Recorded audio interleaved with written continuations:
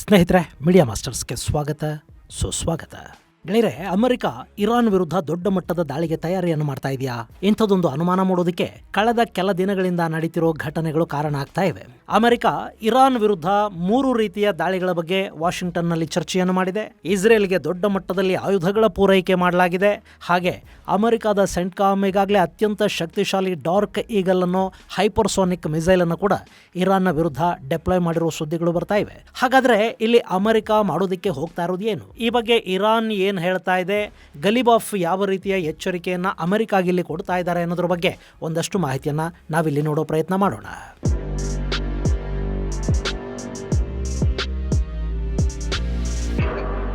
ಗೆಳೆಯರೆ, ಅಮೆರಿಕ ಮತ್ತು ಇರಾನ್ಗಳ ನಡುವೆ ಪಾಕಿಸ್ತಾನದಲ್ಲಿ ಸಂಧಾನ ಪ್ರಕ್ರಿಯೆಗಳು ಶುರುವಾಗಿ ಸಾಕಷ್ಟು ದಿನಗಳು ಕಳೆದಿವೆ.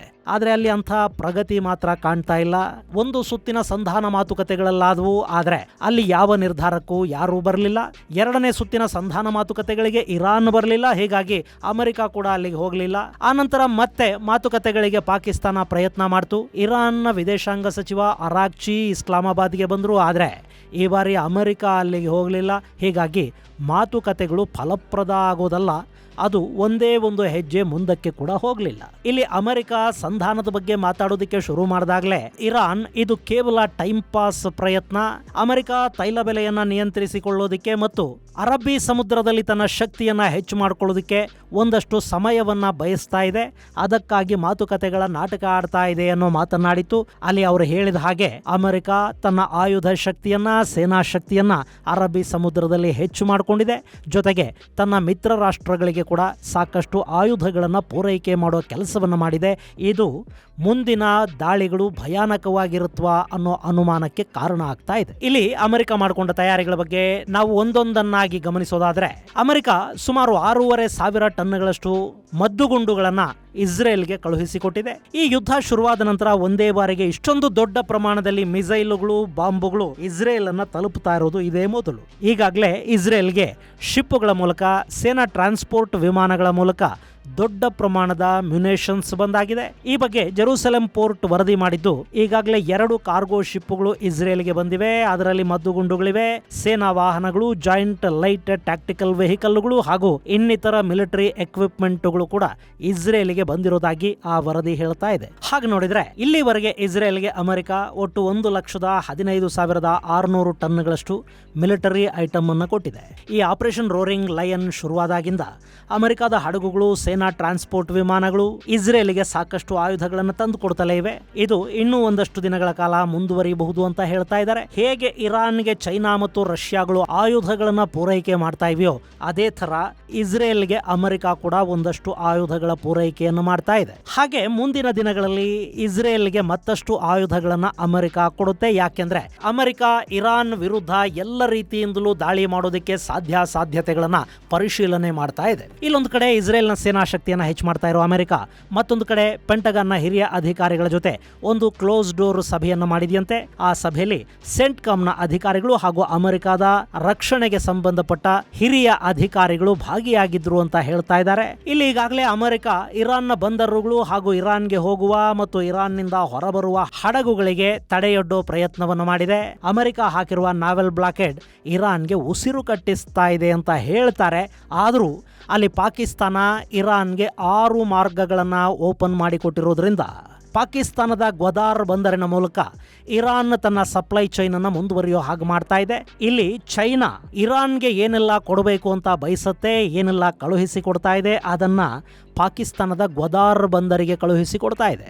ಗ್ವದಾರ್ನಿಂದ ಆ ವಸ್ತುಗಳು ಭೂಮಾರ್ಗದ ಮೂಲಕ ಅಂದ್ರೆ ಬಲೂಚಿಸ್ತಾನದ ಗಡಿಗಳನ್ನ ದಾಟಿ ಇರಾನ್ ಅನ್ನ ತಲುಪ್ತಾ ಇವೆ. ಇಷ್ಟಾದರೂ ಅಮೆರಿಕದ ನಾವೆಲ್ ಬ್ಲಾಕೇಡ್ ಇರಾನ್ಗೆ ಸ್ವಲ್ಪ ಮಟ್ಟಿಗೆ ಸಂಕಷ್ಟವನ್ನ ತಂದಿಡ್ತಾ ಇದೆ. ಇಷ್ಟು ದಿನ ಹಾರ್ಮೋಸ್ ಅನ್ನ ಬಂದ್ ಮಾಡಿ ನಾನಾ ದೇಶಗಳಿಗೆ ಸಮಸ್ಯೆಯನ್ನುಂಟು ಮಾಡಿದ್ದ ಇರಾನ್ ಈಗ ಬ್ಲಾಕೇಡ್ ಬಿಸಿಯನ್ನ ತಾನೇ ಅನುಭವಿಸ್ತಾ ಇದೆ. ಸೊ ಇನ್ನು ಮುಂದೆ ಕೂಡ ಬ್ಲಾಕೇಡ್ ಅನ್ನ ಹಾಗೆ ಉಳಿಸಿಕೊಳ್ಳುವ ಬಗ್ಗೆ ಆ ಸಭೆಯಲ್ಲಿ ನಿರ್ಧಾರವನ್ನ ತೆಗೆದುಕೊಳ್ಳಲಾಗಿದೆ. ಹಾಗೆ 3 ಸಂಭಾವ್ಯ ತಂತ್ರಗಾರಿಕೆಗಳ ಬಗ್ಗೆ ಕೂಡ ಅಲ್ಲಿ ಚರ್ಚೆ ನಡೆದಿದೆ ಅಂತ ಹೇಳ್ತಾ ಇದ್ದಾರೆ. ಅದರಲ್ಲಿ ಮೊದಲನೇದಾಗಿ ಸೆಂಟ್ಕಾಮ್ ಇಸ್ರೇಲ್ ಸೈನ್ಯದ ಸಹಾಯವನ್ನು ಪಡ್ಕೊಂಡು ಇರಾನ್ ವಿರುದ್ಧ ಏರ್ ಸ್ಟ್ರೈಕ್ ಅನ್ನು ಮಾಡೋದು. ಇಲ್ಲಿ ಏರ್ ಸ್ಟ್ರೈಕ್ ಅನ್ನು ಮಾಡೋದರ ಮೂಲಕ ನಿಗದಿತ ಗುರಿಗಳು ಅಂದ್ರೆ ಈ ಬಾರಿ ಇರಾನ್ನ ರಸ್ತೆಗಳು, ಫ್ಲೈಓವರ್ಗಳು, ಬ್ರಿಡ್ಜ್ಗಳು, ಸರ್ಕಾರಿ ಕಚೇರಿಗಳು ಹಾಗೆ ಅವರ ಇಂಧನ ಮತ್ತು ವಿದ್ಯುತ್ ಮೂಲಗಳನ್ನ ನಾಶ ಮಾಡುವ ಲೆಕ್ಕಾಚಾರದಲ್ಲಿ ಅಮೆರಿಕ ಇದೆ. ಹೀಗೆ ಮಾಡೋದರ ಮೂಲಕ ಇರಾನ್ಗೆ ದೊಡ್ಡ ಪ್ರಮಾಣದಲ್ಲಿ ಹೊಡೆತ ಕೊಟ್ಟಂತಾಗತ್ತೆ. ಅಲ್ಲಿ ಇರಾನ್ನ ಇನ್ಫ್ರಾಸ್ಟ್ರಕ್ಚರ್ಗಳನ್ನ ಹಾಳು ಮಾಡ್ತಾ ಹೋದ್ರೆ ಆಂತರಿಕವಾಗಿ ಜನ ಇರಾನ್ ವಿರುದ್ಧ ದಂಗೇಳು ಹಾಗಾಗುತ್ತೆ. ಅಲ್ಲಿ ವಿದ್ಯುತ್ ಹಾಗೂ ಇಂಧನ ಸಮಸ್ಯೆ ಉಂಟಾಗೋದರ ಜೊತೆಗೆ IRGCಯ ಸಪ್ಲೈ ಚೈನ್ಗಳನ್ನು ಕೂಡ ನಾಶ ಮಾಡಿದಂತಾಗುತ್ತೆ. ಹೀಗಾಗಿ ಅವರ ಇನ್ಫ್ರಾಸ್ಟ್ರಕ್ಚರ್ ಅನ್ನ ಮೊದಲ ಹಂತದಲ್ಲಿ ನಾಶ ಮಾಡುವ ಐಡಿಯಾ ಅಮೆರಿಕಾದ್ದು. ಇನ್ನು ಎರಡನೇದು, ಅಮೆರಿಕ ಇರಾನ್ ಮೇಲೆ ಭೂದಾಳಿಯನ್ನು ಮಾಡೋದು. ಹಾಗಂತ ಇಲ್ಲಿ ಇರಾನ್ನ ಒಳಕ್ಕೆ ಸೇನೆಯನ್ನು ನುಗ್ಗಿಸೋದಲ್ಲ, ಬದಲಿಗೆ ಸ್ಟ್ರೈಟ್ ಆಫ್ ಹಾರ್ಮೋಸ್ ಅನ್ನು ಕಾಪಾಡೋ ನಿಟ್ಟಲ್ಲಿ ಇರಾನ್ನ ಕರಾವಳಿಯಲ್ಲಿನ ಕೆಲ ಭಾಗಗಳನ್ನು ವಶಕ್ಕೆ ಪಡೆಯೋದು. ಅಲ್ಲಿ ಅಮೆರಿಕದ ಸೇನೆ ಬಂಕರ್ಗಳನ್ನು ನಿರ್ಮಾಣ ಮಾಡಿಕೊಳ್ಳುತ್ತೆ, ಅಲ್ಲಿ ನೆಲೆ ನಿಲ್ಲುತ್ತೆ. ಆ ಮೂಲಕ ಹಾರ್ಮೋಸ್ ಮೇಲಿನ ಇರಾನ್ನ ಹಿಡಿತವನ್ನ ತಪ್ಪಿಸಿ ಇರಾನ್ಗೆ ಸಂಪೂರ್ಣವಾಗಿ ದಿಗ್ಬಂಧನವನ್ನ ಹಾಕುವ ಯೋಜನೆ ಕೂಡ ಅಮೆರಿಕದ ಮುಂದಿದೆ.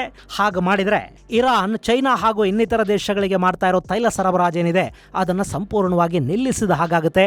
ಇದು ಇರಾನ್ನ ಆರ್ಥಿಕತೆಯ ಮೇಲೆ ಹೊಡೆತ ಕೊಡೋದಷ್ಟೇ ಅಲ್ಲ, ಚೈನಾಗೆ ದೊಡ್ಡ ಪ್ರಮಾಣದಲ್ಲಿ ಕಚ್ಚಾ ತೈಲ ಸಿಗದಂತೆ ತಡೆಯೋದ್ರಲ್ಲಿ ಕೂಡ ಇದು ಸಾಕಷ್ಟು ಸಹಾಯ ಮಾಡುತ್ತೆ. ಈ ಯೋಜನೆಯ ಅನ್ವಯ ಖರಗ್ ಹಾಗೂ ಲರಕ್ ದ್ವೀಪಗಳನ್ನು ವಶಪಡಿಸಿಕೊಂಡು ಬಿಡುವ ಐಡಿಯಾ ಅಮೆರಿಕಾಗಿದ್ದಂತಿದೆ. ಇನ್ನು ಮೂರನೆಯದು, ಯುರೇನಿಯಂ ಅನ್ನ ಇರಾನ್ನಿಂದ ತಗೊಂಡು ಬಂದು ಬಿಡೋದು. ಈಗಾಗಲೇ ಇರಾನ್ ಬಳಿ ಬಾಂಬ್ ಗ್ರೇಡ್ ಎನ್ರಿಚ್ಡ್ ಯುರೇನಿಯಂ ಇದೆ, ಅದನ್ನು ವಶಕ್ಕೆ ಪಡ್ಕೊಳ್ಳೋ ಮಾತುಗಳನ್ನ ಅಮೆರಿಕ ಆಡ್ತಾ ಇದೆ. ಈ ಹಿಂದೆನೆ ಕಮಾಂಡೋ ಆಪರೇಷನ್ ಮಾಡಿ ಎನ್ರಿಚ್ಡ್ ಯುರೇನಿಯಂ ಅನ್ನ ತಂದು ಬಿಡೋ ಮಾತುಗಳನ್ನ ಟ್ರಂಪ್ ಆಡ್ತಾ ಇದ್ರು. ಆದ್ರೆ ಅದು ಇದುವರೆಗೆ ಸಾಧ್ಯ ಆಗಿಲ್ಲ.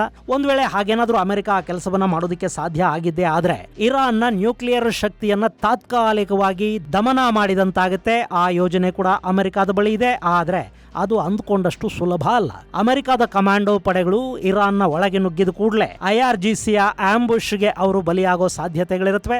ಹೀಗಾಗಿ ಅಮೆರಿಕ ಈ ಬಗ್ಗೆ ಇನ್ನೂ ಯಾವ ನಿರ್ಧಾರವನ್ನು ತೆಗೆದುಕೊಳ್ಳುವ ಧೈರ್ಯವನ್ನ ಮಾಡ್ತಾ ಇಲ್ಲ. ಆದ್ರೆ ಮೊದಲ 2 ಯೋಜನೆಗಳಿವೆ ನೋಡಿ, ಅವುಗಳನ್ನ ಅಮೆರಿಕ ಜಾರಿಗೆ ತರೋ ಸಾಧ್ಯತೆಗಳು ಇಲ್ಲಿ ದಟ್ಟವಾಗಿ ಕಾಣ್ತಾ ಇವೆ. ಹೀಗಾಗಿ ಇರಾನ್ ಮೇಲೆ ದಾಳಿಗಳನ್ನು ಮಾಡೋದಕ್ಕೆ ಸೆಂಟ್ಕಾಮ್ ದೊಡ್ಡ ಮಟ್ಟದ ತಯಾರಿಯನ್ನು ಈಗಾಗಲೇ ಮಾಡಿಕೊಂಡಿದೆ.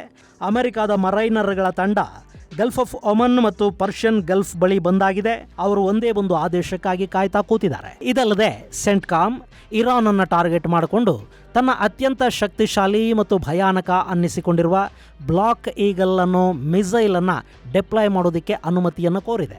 ಅಮೆರಿಕದ ಬತ್ತಳಿಕೆಯಲ್ಲಿ ಅತಿ ಭಯಾನಕ ಹೈಪರ್ಸಾನಿಕ್ ಮಿಸೈಲ್ಗಳ ಪಟ್ಟಿಲಿ ಈ ಡಾರ್ಕ್ ಈಗಲ್ ಕೂಡ ಒಂದು. ಇದು ಪ್ರಿಸಿಷನ್ ಸ್ಟ್ರೈಕ್ಗೆ ಅಂತಲೇ ನಿರ್ಮಾಣಗೊಂಡಿರುವ ಮಿಸೈಲ್ ಆಗಿದ್ದು ಇರಾನ್ನ ಮಿಸೈಲ್ ಭಂಡಾರದ ಮೇಲೆ ಹಾಗೂ IRGCಯ ಕೇಂದ್ರಗಳನ್ನ ಗುರಿಯಾಗಿಸಿಕೊಂಡು ಈ ಮಿಸೈಲ್ ಮೂಲಕ ದಾಳಿ ಮಾಡೋ ಸಾಧ್ಯತೆಗಳಿವೆ. ಹಾಗೆ ಇರಾನ್ನ ನಾಯಕತ್ವವನ್ನು ಕೂಡ ಎಲಿಮಿನೇಟ್ ಮಾಡೋ ಐಡಿಯಾನ ಇಲ್ಲಿ ಅಮೆರಿಕ ಹಾಕೊಂಡಿದೆ. ಹೀಗಾಗಿ ಬ್ಲಾಕ್ ಹಾಕಗಳನ್ನು ಬಳಸಿ ಪ್ರಿಸಿಷನ್ ಸ್ಟ್ರೈಕ್ ಮಾಡೋ ಬಗ್ಗೆ ಸೆಂಟ್ಕಾಮ್ ಯೋಚನೆ ಮಾಡ್ತಾ ಇದೆ ಅಂತ ಹೇಳ್ತಾ ಇದ್ದಾರೆ. ಈ ಬ್ಲಾಕ್ ಈಗಲ್ಗಳ ಸಂಪೂರ್ಣ ಪರೀಕ್ಷೆ ಕೂಡ ಇನ್ನೂ ಆಗಿಲ್ಲ.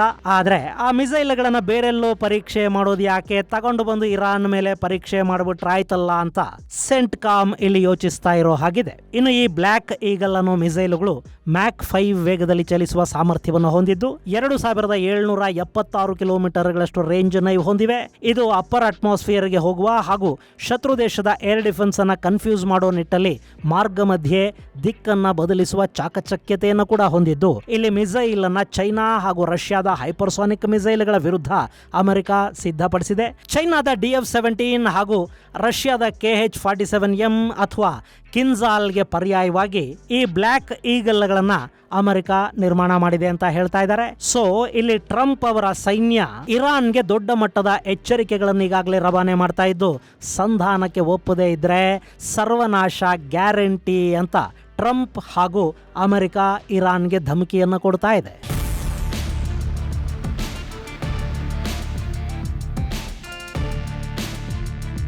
ಇದೆಲ್ಲದರ ಜೊತೆ ಗಲ್ಫ್ ಆಫ್ ಒಮನ್ ನಲ್ಲಿ ಇರಾನ್ ವಿರುದ್ಧ ಅಮೆರಿಕ ಹಾಕಿರುವ ಬ್ಲಾಕೇಡ್ ಅನ್ನ ಹಾಗೆ ಮುಂದುವರಿಸೋ ಮಾತುಗಳು ಕೇಳಿ ಬರ್ತಾ ಇವೆ. ಬೇರೆಯವರಿಗೆ ಆಗ್ತಾ ಇರೋ ತೊಂದರೆ ಇರಾನ್ಗೂ ಆಗ್ಲಿ ಅನ್ನೋ ಮಾತುಗಳನ್ನ ಟ್ರಂಪ್ ಹೇಳ್ತಾ ಇದ್ದು ಬ್ಲಾಕೇಡ್ ಅನ್ನ ಕಂಟಿನ್ಯೂ ಮಾಡ್ತೀವಿ ಅಂತ ಅವರು ಹೇಳಿದ್ದಾರೆ. ಹೀಗೊಂದ್ ಕಡೆ ಅಮೆರಿಕ ಇರಾನ್ ವಿರುದ್ಧ ದಾಳಿಗೆ ಸಿದ್ಧ ಆಗ್ತಾ ಇರೋ ಹೊತ್ತಲ್ಲೇ ಇರಾನ್ ಸಂಸತ್ತಿನ ಸ್ಪೀಕರ್ ಗಲಿಬಾಫ್ ದೊಡ್ಡ ಹೇಳಿಕೆಯನ್ನು ಬಿಡುಗಡೆ ಮಾಡಿದ್ದಾರೆ.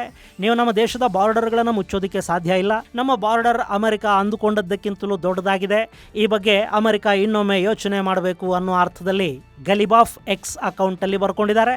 ಇದೆಲ್ಲವೂ ಕೂಡ ಇರಾನ್ ಮತ್ತು ಅಮೆರಿಕ ನಡುವಿನ ಸಂಘರ್ಷ ಮುಂದಿನ ದಿನಗಳಲ್ಲಿ ಮತ್ತಷ್ಟು ಹೆಚ್ಚಾಗುವ ಸೂಚನೆಗಳನ್ನು ಕೊಡ್ತಾ ಇದೆ. ಯುದ್ಧದ ಕಾರ್ಮೋಡ ಪಶ್ಚಿಮ ಏಷ್ಯಾದಲ್ಲಿ ಹೆಚ್ಚಾಗ್ತಾ ಇದೆ ಅನ್ನೋದನ್ನ ಇದು ತೋರಿಸ್ತಾ ಇದೆ. ಇದು ಗೆಳೆಯರೆ ಇರಾನ್ ಮತ್ತು ಅಮೆರಿಕ ನಡುವಿನ ಸಂಘರ್ಷ ಮತ್ತೊಂದು ತಿರುವನ್ನ ಪಡ್ಕೊಳ್ತಾ ಇರೋದರ ಕುರಿತಾದ ಒಂದಷ್ಟು ಮಾಹಿತಿ. ಮುಂದಿನ ಸಂಚಿಕೆಯಲ್ಲಿ ಮತ್ತಷ್ಟು ವಿಶೇಷಗಳ ಜೊತೆ ಮತ್ತೆ ಭೇಟಿಯಾಗೋಣ. ಅಲ್ಲಿವರೆಗೆ ಜೈ ಹಿಂದ್, ಜೈ ಕರ್ನಾಟಕ.